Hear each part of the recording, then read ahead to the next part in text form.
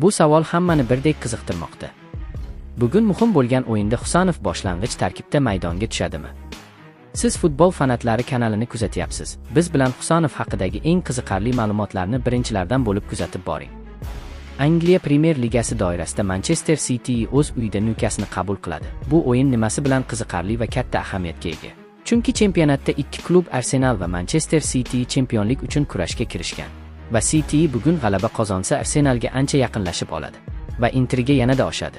Arsenal 2 o'yindan buyon g'alaba qozona olmayapti.